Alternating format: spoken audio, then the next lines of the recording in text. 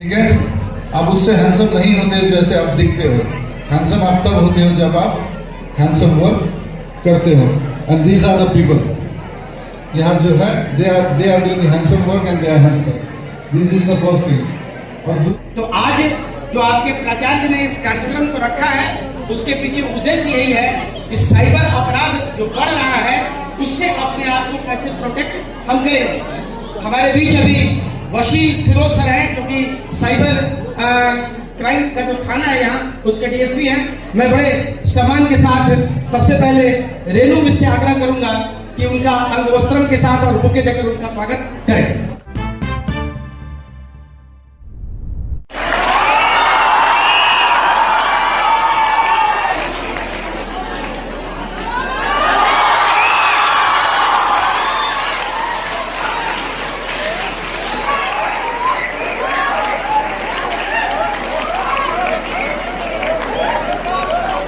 जो कार्यक्रम हुआ ये कितना महत्वपूर्ण है और साइबर अपराध जो बढ़ रहा है उसको रोकने में पुलिस कितनी महत्वपूर्ण भूमिका निभा रही है। देखिए, पहले तो इस प्रोग्राम के महत्वपूर्णता के बारे में बताएं तो बच्चों के लिए खासकर ये सबसे ज्यादा जरूरी है कि उनको अर्ली स्टेज में आप जितना ज्यादा जानकारी दे पाए उतना ज्यादा सेफ रहेंगे आगे चल के। पुलिस इसको लेके पूरी तरह से डेडिकेटेड है। हमको जितना भी इंफॉर्मेशन मिलता है या जितना भी कंप्लेन मिलता है हम लोग उस पर तुरंत कार्रवाई करते हैं। जहाँ तक हो सके उसमें पकड़ने की कोशिश भी की जा रही है और पकड़े भी जा रहे हैं लोग आजकल। तो पुलिस के लाख प्रयास के बावजूद साइबर अपराध बढ़ते जा रहा है। लोगों में जागरूकता की कमी है या जो साइबर ठग है वो अपनी टेक्नोलॉजी को लगातार अपडेट कर रहे हैं, क्या समस्या आ रही है? देखिए, ठगों का ज्यादा होना अलग समस्या है, लेकिन अगर लोगों की जागरूकता को बढ़ाएंगे हम तभी इसको कम कर पाएंगे। पुलिस अकेले इसको पकड़ तो सकते हैं हम, लेकिन कम कर पाना मुश्किल होगा, क्योंकि अगर नए तरह से फ्रॉड कर रहे हैं लोग तो पुराने वाले भी अभी तक उतना ही चलते आ रहे हैं। जैसे अभी भी लोग ओटीपी शेयर कर देते हैं, अभी भी लोग ऐप इंस्टॉल कर लेते हैं मैसेज के थ्रू। तो ऐसी चीजों में ना पड़े, अवेयर हो लोग तो परेशानी कम होगी, प्लस हम लोग ज्यादा अच्छे से कार्रवाई करके इसको खत्म भी कर पाएंगे। दूसरा है कि लोग लालच में पड़ के, सबसे ज्यादा कॉमन है आजकल इन्वेस्टमेंट का जो लालच दिया जाता है और फिर पैसे लेके भाग जाते हैं लोग। तो ऐसे गलत चीजों पे भरोसा करना भी नहीं है। लोगों को अवेयर कराएंगे तभी इसको हम लोग रोक पाएंगे बेहतर तरीके से।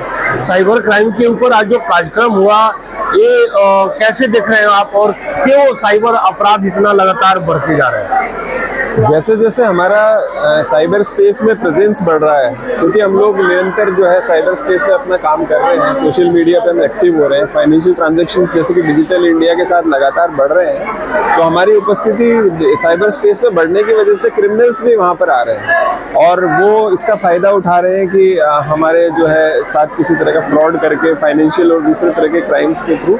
तो जैसा हम बाहर जिस तरह का अपराध देख रहे हैं उसमें से कुछ अपराधी अब साइबर स्पेस में मूव कर रहे हैं और साइबर क्राइम धीरे धीरे बढ़ रहा है। इसको रोकने का क्या उपाय लगता है आपको? कैसे लोग इसे साइबर ठगी से अपने आप को बचाएं? जी, इसमें सारे स्टेक होल्डर्स के प्रयास की आवश्यकता है।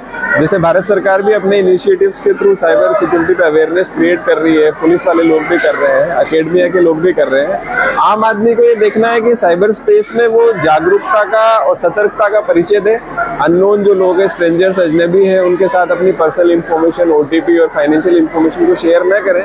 हमने कुछ टिप्स भी बताए और अगर ऐसी घटना हो भी जाती है किसी तरह की तो तुरंत से वो 1930 या साइबर क्राइम पोर्टल या लोकल साइबर थाने को सूचित करें, तो उस पर आगे कार्रवाई से समय हो सकती है। साइबर ठगी को बढ़ाने में एआई टूल्स का कितना योगदान है और इससे कैसे बचा जाए? हाँ, साइबर क्रिमिनल एआई टूल्स का यूज कर रहे हैं, काफी यूज कर रहे हैं, क्योंकि डीप फेक टेक्नोलॉजी का यूज करके कई बार वो लोगों की आवाज या वीडियो या इमेजेस को मिमिक करके, अभी हाल में डिजिटल अरेस्ट की कुछ घटनाएं हुई हैं जिसमें एआई का प्रयोग किया गया है और धीरे धीरे ये चीज और बढ़ेगी। डिजिटल अरेस्ट आजकल बहुत सुनने को मिल रहा है, तो इससे खुद को कैसे बचाया जाए? सबसे पहली बात तो ये है कि अगर कोई भी व्यक्ति टेलीफोन पे या सोशल मीडिया के थ्रू अगर अपने आप के किसी लॉ इन्फोर्समेंट या अधिकारी या प्रशासन होने का दावा करे तो आप उसकी बातों में ना आए।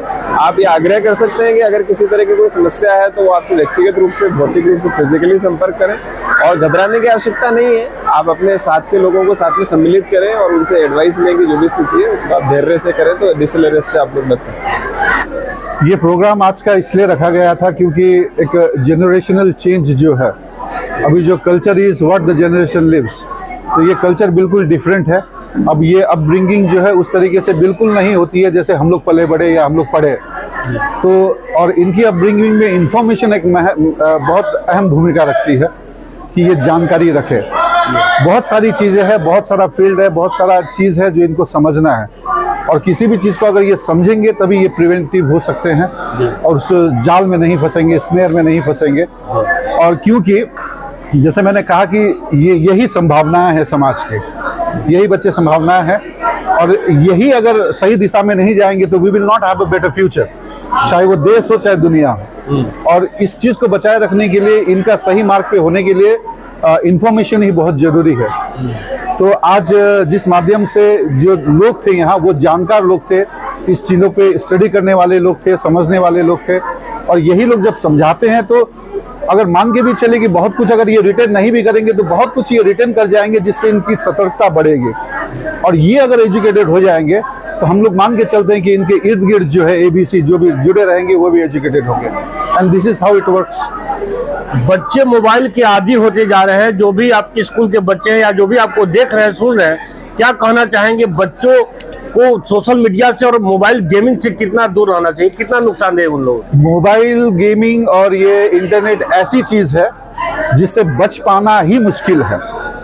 इसका उपाय एक ही है कि इसकी सही जानकारी हो और इसका सही इस्तेमाल हो। और ये सिर्फ बच्चे एडिक्टेड नहीं है, हम लोग एज ए पेरेंट्स, हमारे भी बच्चे हैं, हम भी एडिक्टेड है। तो जब हम लोग छोटे थे, हम लोग घर के बाहर की जिंदगी जीते थे, हमारी पिटाई होती थी, हमें एडवाइस मिलती थी, तो होता था कि अमरूद के पेड़ पे क्यों चढ़े, नदी पे क्यों नहाए, क्रिकेट के मैदान पे लड़ाई क्यों हुई। लेकिन ये बच्चे जो है ये चार दीवारी में आ गए हैं, इनके लिए फील्ड कम है, इनके लिए चार दीवारी की जिंदगी ज्यादा है। तो चार दीवारी के अंदर में अगर ये मोबाइल के साथ नहीं रिलेटेड होंगे तो ये करेंगे क्या? इसीलिए मोबाइल उनके ऊपर हावी रहता है, क्योंकि इनकी आउटसाइड वर्ल्ड है नहीं। लेकिन ये क्योंकि घर के अंदर है, तो ऐसा नहीं है कि सिर्फ बच्चे ही एडिक्टेड है, पेरेंट्स भी एडिक्टेड है। पेरेंट्स गेम नहीं खेलते होंगे लेकिन व्हाट्सएप पे तो रहते हैं, पेरेंट्स अगर फेसबुक नहीं चलाते होंगे लेकिन वो यूट्यूब तो वो भी देखते हैं। तो ये हम जब यूट्यूब पे और व्हाट्सएप पे बिजी हो जाते हैं, तो ये जो मेरी बेटी है जो मेरे बगल में रह रही है, इनके साथ मेरा कम्युनिकेशन गैप हो जा रहा है। और ये कम्युनिकेशन गैप की वजह से ही जो है इतने सारे डिस्क्रिपेंसीज जो है आ गए हैं। ये एक दिन का सफर नहीं है। और ऐसे ही लोग जैसे वकालत.com है, हमारे ज्ञानेश्वर भैया है, और ये जो रिसोर्स पर्सन जो थे, यही लोग हैं जो इस चीज़ के जिस सिरे को पकड़े हैं। लंबी सफ़र है लेकिन उम्मीद तो किया ही जा सकता है, क्योंकि संभावनाएं यही है कि हम लोग इसी तरीके से काम करते रहेंगे और इस चीज़ों को बेहतर करेंगे। साइबर ठगी बढ़ते क्यों जा रहा है? देखिए, एक चीज़ मैं आपको बताऊं, सोशल मीडिया जो है वो बिल्कुल अफीम का जो नशा होता है ना, उससे ज़्यादा खतरनाक है। हम आपको बताएं कि हम भी यूज़ करते हैं, आप भी यूज़ करते हैं, और हम लोग अक्सर देखते होंगे कि अभी एक नया ट्रेंड आया है, मुझे लगता है 2-2.5 साल से, रील्स का। और मैं भी देखता हूं कभी कभी कि कभी कभी जो काम हमारा होता है वो काम भी हमारा हैम्पर कर जाता है, हम रील्स में उलझ जाते हैं।